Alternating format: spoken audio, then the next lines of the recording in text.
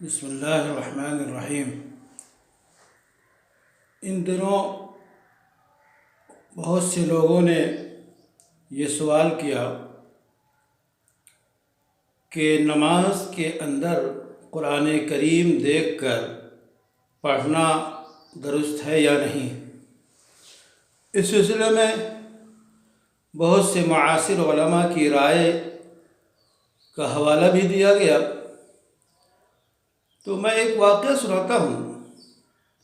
کئی سال پہلے تیل سے مالا مال ملک دارالسلام بورنائی جانا ہوا، تو وہاں کے لوگوں نے مجھ سے ایک مسئلہ پوچھا اور وہ کہنے لگے کہ یہاں ہم جمعہ کی نماز یہاں کے اماموں کے پیچھے پڑھیں یا نہ پڑھیں،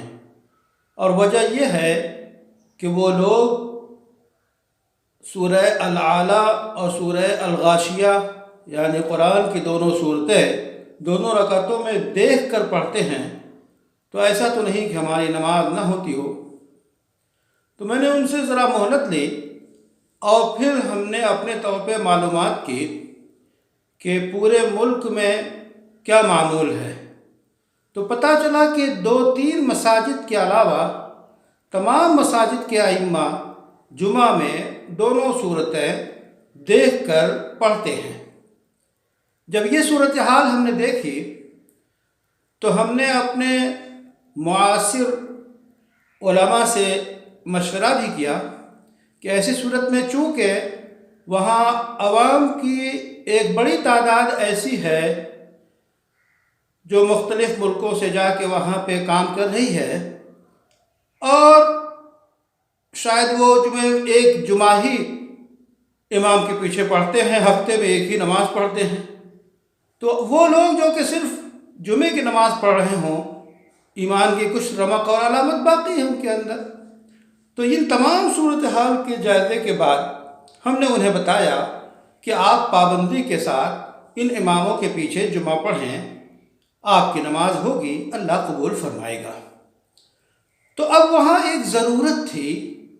کہ وہاں 3 ہی مساجد میں صرف بغیر دیکھے قرآن لوگ نماز پڑھتے ہیں، بقیہ تمام مساجد میں جمعہ جو ہے قرآن دیکھ کے ائمہ پڑھتے ہیں۔ وہاں اگر یہ فتویٰ دیا جائے کہ جائز نہیں ہے تو ایک بڑی تعداد جمعے کی نماز سے محروم ہو جائے گی۔ اس لیے ضرورت کی بنیاد پہ امام ابو حنیفہ کے علاوہ امام شافعی، امام مالک، امام احمد بن حنبل اور سیدنا امام ابو یوسف، سیدنا امام محمد، یہ تمام علماء کے فتوے کے مطابق وہاں یہ فتویٰ دیا گیا کہ نماز آپ کی ہو جائے گی۔ لیکن وہ ملک جو ہندوستان ہے، ہمارا ملک، یہاں کی تعداد مسلمانوں کی بڑی تعداد، کیا بہت بڑی تعداد فقہ حنفی پہ عمل کرتی ہے، اور بچپن سے اس نے یہ سن رکھا ہے کہ قرآن دیکھ کے نہیں پڑھنا چاہیے، نہ یہاں معمول ہے۔ تو اب یہاں خاص طور پہ آنے والے رمضان میں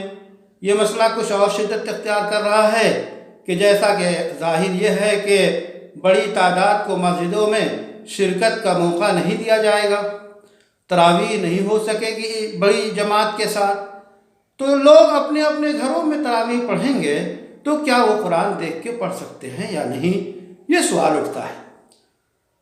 تو حقیقت یہ ہے کہ سیدنا امام ابو حنیفہ کے قول پر یہاں فتویٰ دیا جاتا ہے کہ دیکھ کر پڑھنے سے نماز نہیں ہوگی، اور اسی پہ فتویٰ چلا آ رہا ہے۔ تو مسلک پہ عمل کرنا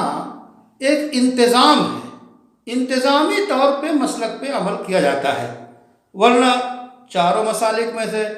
کسی قول پہ ان کے کسی قول پہ دوسرا کسی قول پہ کسی بات میں اختیار کریں گے تو انتظام باقی نہیں رہ جاتا۔ تو انتشار سے بچانے کے لیے ایک مسلک کی پابندی کی جاتی ہے، الا ایک کہ شدید ضرورت پیش آ جائے تو دوسرے مسلک پہ فتویٰ دیا جاتا ہے۔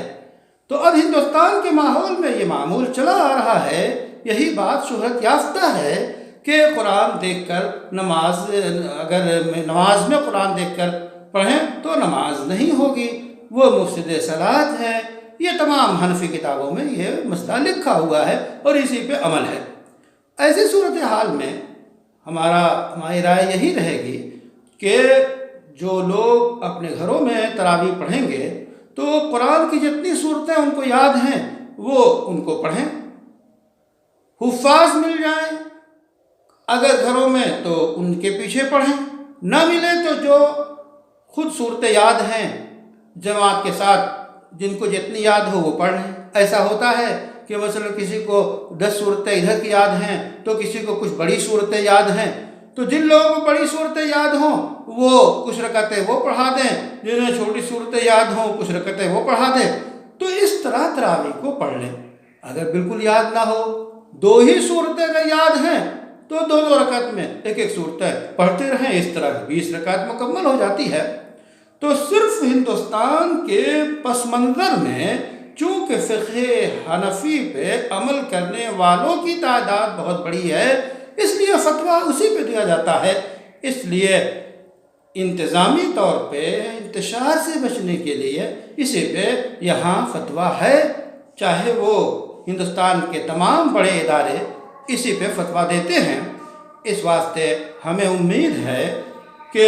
قرآن سے شغف، قرآن سے تعلق، زیادہ سے زیادہ یہ کوشش کریں قرآن یاد کرنے کی، روزانہ چند آیتیں یاد کر لیں تاکہ رفتہ رفتہ قرآن کا بڑا ذخیرہ ہمیں یاد ہو جائے، اور نماز ہم میں وہ قرآن کا حصہ پڑھیں جو ہمیں یاد ہو۔ اس کی ضرورت نہ پیش آئے کہ ہم قرآن دیکھ کے پڑھیں، چونکہ فقہ حنفی کے جو ہے فتوے کے خلاف ہے۔ اللہ سے دعا ہے کہ آنے والے رمضان میں ہمیں زیادہ سے زیادہ اللہ کی عبادت کرنے، اللہ کی رحمتوں کے امیدوار رہنے کی توفیق عطا فرمائے۔ اور ہمارے لیے خاص طور پہ ایک بڑا مسئلہ ہے کہ ہم دعا کریں کہ اللہ تعالیٰ اس عالمی وبا کو دور کرے جس سے ہر شخص پریشان ہے، ہر شخص گھر میں قید ہو کر رہ گیا ہے۔ تو ہم اسی طرح ہم یہ بھی دعا کریں کہ اللہ ایسے سامان اور اسباب پیدا کر دے کہ ہم مسجدوں میں جا کر پورے اطمینان کے ساتھ جس طرح نمازیں پڑھتے تھے، تراویح پڑھتے تھے، جمعہ پڑھتے تھے، اسی طرح ہم پڑھنے لگیں۔ ربنا تقبل منا انک انت السمیع العلیم وتب علینا انک انت التواب الرحیم۔